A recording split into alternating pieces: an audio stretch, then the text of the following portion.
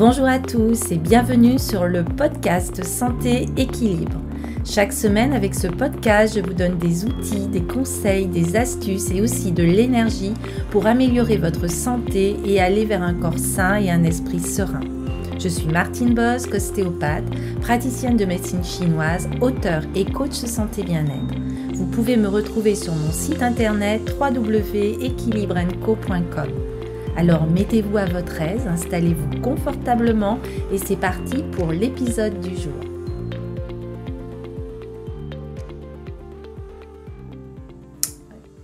Hello, je suis ravie de vous retrouver pour ce nouvel épisode où je vais évoquer avec vous de la modestie et de l'humilité. Alors, la phrase « la modestie est en option ». C'est une prise de conscience que j'ai personnellement faite il y a seulement quelques mois. Je n'ai pourtant jamais été particulièrement modeste, mais cette petite phrase m'évite aujourd'hui de penser que je dois systématiquement atténuer mes succès, minimiser mes talents ou encore remettre en cause mes capacités. La modestie qui consiste à afficher vis-à-vis des autres le profil bas de celui qui se rabaisse quasi systématiquement et qui est particulièrement néfaste pour l'estime de soi. On peut utiliser des diminutifs pour parler de soi, qui est révélateur d'un travers que beaucoup d'entre nous partagent et qui, sans que l'on s'en rende compte vraiment, nous bride dans notre développement personnel. Alors, comment cultiver l'humilité? Et tout d'abord, l'humilité et la modestie, qu'est-ce que c'est? Ce sont des sentiments ou des états d'esprit qui sont contraires à l'orgueil ou à l'autosuffisance. Ce sont de vrais atouts sociaux. Alors, comment reconnaître une personne modeste, une personne humble, comment faire preuve aussi d'humilité dans son quotidien? Voilà ce que je vais évoquer dans ce podcast aujourd'hui. Alors l'humilité et la modestie de l'âme, c'est ce que disait Voltaire, c'est le contrepoison de l'orgueil. L'humilité en effet et la modestie sont des attitudes voisines. Elles empêchent l'orgueil par la conscience de ses propres limites et la retenue dans le regard que l'on porte sur soi-même. Il s'agit bien là de qualités qu'il ne faut pas confondre avec le sentiment d'illégitimité et le manque de confiance en soi. Alors, quels sont les avantages de ces deux sentiments? Et comment faire preuve d'humilité et de modestie dans la vie quotidienne? Alors, tout d'abord, la définition. L'humilité est souvent perçue comme une qualité noble. C'est une forme de conscience aiguisée de ses propres limites qui permet d'éviter l'orgueil, mais aussi la suffisance, la vanité, au profit de la modestie. Ainsi, l'humilité est un état de conscience et la modestie en est la manifestation sociale. L'humilité est profonde tandis que la modestie est sa manifestation extérieure. Alors, quels sont les bienfaits de l'humilité et de la modestie? Modestie et humilité permettent toutes les deux de tempérer nos affects, de réussir à se remettre en question et d'éviter les certitudes stériles. Elles vont nous permettre d'apprendre, de se remettre en cause et d'essayer de mettre une situation à sa juste place. Alors l'humilité comme la modestie tempère.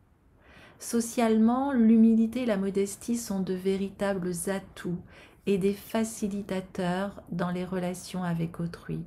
Elles vont permettre en amour, mais aussi en amitié ou dans l'entreprise de se remettre en question, de reconnaître ses erreurs, mais aussi de reconnaître les qualités et les réussites des autres. Alors, quels sont les signes d'une personne qui est humble, d'une personne qui est modeste? Alors, ces personnes humbles ont conscience du chemin qu'elles ont à parcourir au cours de la vie, de leurs limites et donc aussi de leurs défaillances. C'est ce qui pousse à se réécrire, à apprendre. C'est ce qui invite au mouvement et qui permet de sortir des certitudes qui nous figent. Enfin, la modestie évite l'arrogance et le narcissisme, qui sont des freins au développement personnel.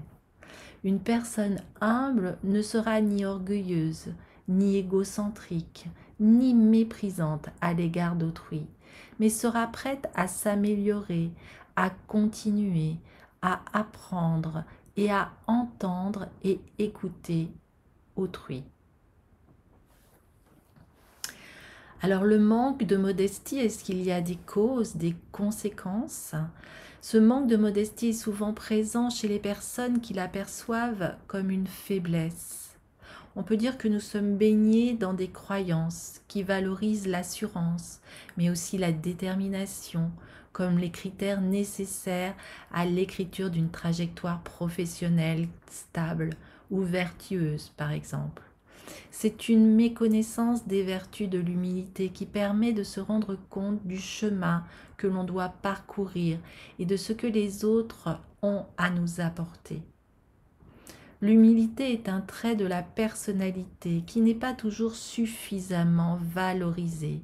On peut manquer d'humilité car c'est une valeur qui n'a pas été inculquée dans l'enfance et par peur d'être perçue comme faible, par peur de ne pas être évité ou renoncer.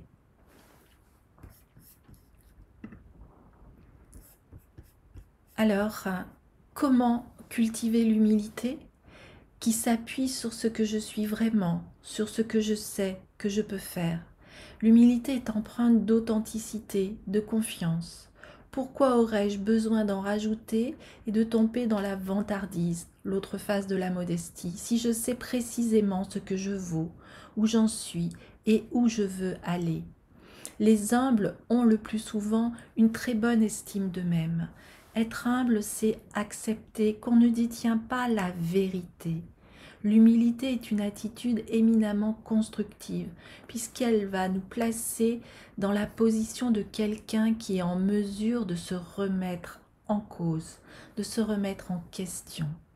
Et cette capacité va permettre d'influencer, de se laisser influencer, notamment en utilisant l'assertivité, qui consiste à se mettre en position d'exprimer des points de vue différents, tout en préservant la qualité de la relation interpersonnelle. Plus je fais preuve de cette capacité à synergiser avec les autres et à apprendre à leur contact, et plus j'étends la sphère de ma propre connaissance et j'enrichis mon expérience de vie. Être humble, c'est également connaître ses limites et savoir s'entourer de personnes disposant de talents complémentaires et être en mesure de leur faire des demandes qui sont claires, en mode gagnant-gagnant. Alors savourez les compliments, car faire preuve d'humilité, c'est aussi incompatible avec le fait de savoir accueillir, mais aussi de savourer les compliments. Contrairement aux faux modestes qui répondraient aux compliments en arguant que ce n'est rien, que c'est un travail d'équipe, qu'il a eu de la chance, l'humble, lui, sait accueillir le compliment par un sourire, un merci, et aucun de ces mots ne vient ternir le bonheur qu'il a de recevoir, des félicitations qui viennent renforcer et nourrir son estime de soi.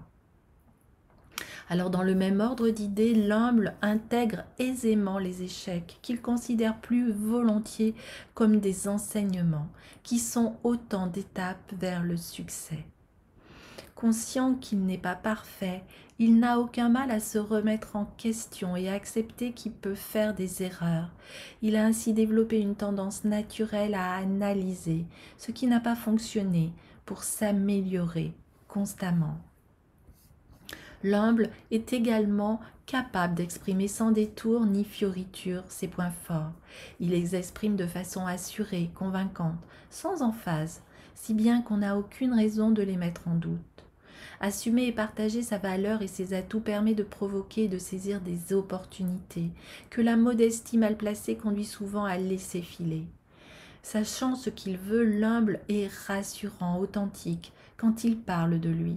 Il inspire alors confiance car son estime de soi transparaît de toute sa personne.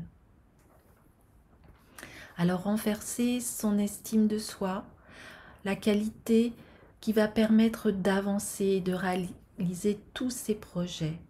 Sachant avec précision sur quoi je peux compter, sur quoi je dois aller, acquérir ou développer, et ainsi être capable de mener à bien les entreprises les plus ambitieuses. Cultiver l'humilité est un atout incomparable pour l'accomplissement de soi, la notion qui peut se définir comme l'écart entre l'état dans lequel je me trouve et l'état dans lequel je souhaite me trouver. Alors je vous souhaite d'être de plus en plus humble, de sortir de vos certitudes, de vous ouvrir aux autres, à d'autres parcours, à d'autres points de vue. Réaliser que l'on n'a jamais fini d'apprendre et de comprendre. Et tout ceci peut mener vers davantage d'humilité. Mais en général, la vie se charge tôt ou tard de nous le prouver. Ainsi, le vécu, les obstacles, les trajectoires personnelles, ce qui constitue en somme l'expérience, compte pour beaucoup dans le degré d'humilité et de modestie d'un individu, en plus de son éducation et de son environnement. Je vous remercie de votre écoute et je vous dis à très bientôt. Portez-vous bien.